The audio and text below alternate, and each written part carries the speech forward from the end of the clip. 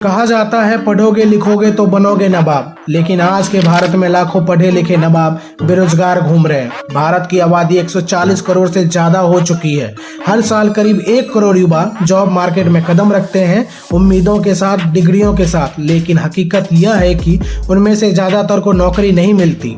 National sample survey office की report बताती है कि 20 में से 24 साल के ग्रेजुएट में बेरोजगारी 40% से भी ज्यादा है। मतलब हर 10 में से 4 पढ़े लिखे युवा बेरोजगार हैं।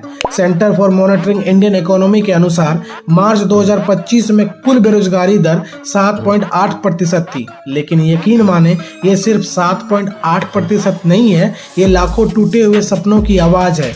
ये हर उस माँ बाप की चिंता है जिनकी आंखों में अब भी बेटे की नौकरी का सपना तैर रहा है। ये आंकड़े रिपोर्ट में छपते हैं, लेकिन असली तकलीफ तो तब चेहरे पे दिखती है जहाँ डिग्री है लेकिन दाम नहीं, मेहनत है मंजिल नहीं, और सबसे दर्दनाक उम्मीद है लेकिन रास्ता नहीं। नमस्कार दोस्तों, मैं शेखर झा स्वागत करता हूं आप लोगों का। अब सवाल यह है कि क्या वाकई में भारत में नौकरियां नहीं हैं, या फिर हम जिस नौकरी के पीछे भाग रहे हैं वो अब बदल चुकी है।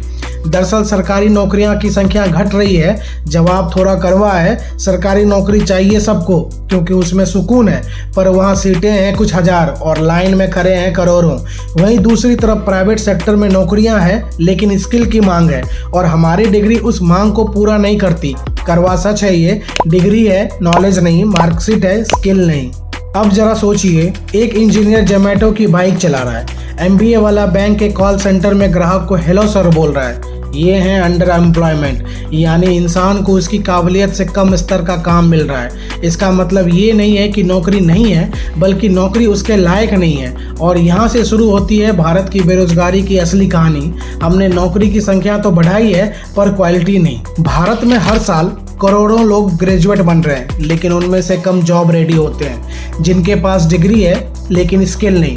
हमने शिक्षा को एक पेपर बना दिया है, एक सर्टिफिकेट जो असल जिंदगी में काम नहीं आता। दूसरी तरफ इंडस्ट्री कहती है हमें लोग चाहिए लेकिन ट्रेंड और स्किल्ड लोग। फासला यहीं से पैदा होता है। कॉलेज एक चीज पढ़ाता है और असली दुनिया कुछ और मांगती है।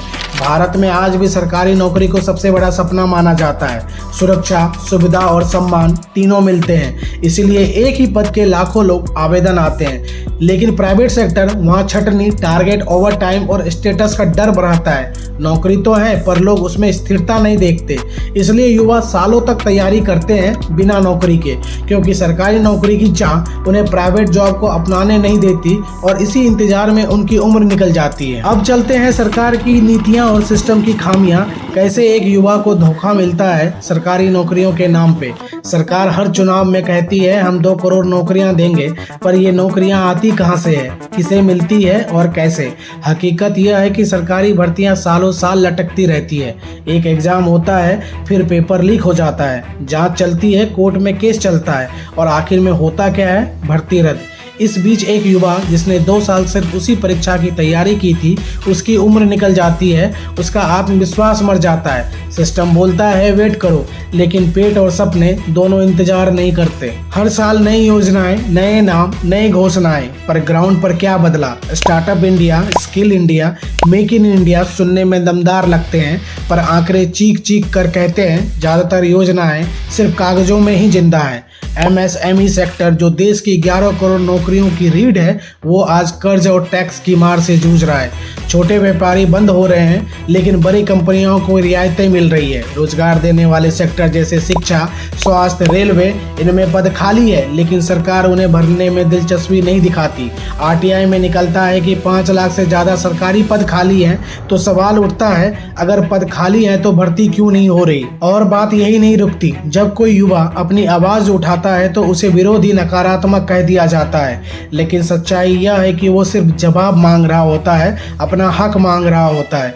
एक सिस्टम जो नौकरी देने का वादा करता है, लेकिन नौकरी मिलने से पहले ही उम्मीदों की हत्या कर देता है, उसे बदलना पड़ेगा। भारत का युवा मेहनत करता है, सपने देखता है, लेकिन नौकरी की तलाश में उसे धक्के खाने पड़ते हैं। स्टार्टअप, स्किल और भारतीय सरकारी योजनाएं अच्छे हैं, लेकिन इनके फलसफे में सुधार की जरूरत है।